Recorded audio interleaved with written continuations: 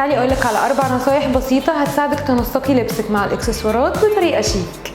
ارت ستوديو هيسهلها عليكي. في قاعدة مهمة قوي هنمشي عليها، وهي انك تنسقي حزام معدني يكون لونه سيلفر او جولد مع سكيرت، بتكون ملفتة للنظر جدا وبتخلي شكل السكيرت شيك، خصوصا لو ميدي سكيرت او ماكس سكيرت.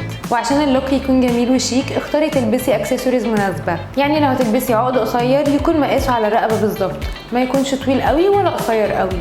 جربي تلبسي السكارف ملون مش بس على رقبتك، في طرق كتيرة جدا تقدري تستخدمي بيها السكارف. يعني ممكن تجددي بيه شكل شنطة قديمة عندك وتلفيه حوالين الايد بتاعة الشنطة، او ممكن تستخدميه كاكسسوار للشعر او بدل الحزام.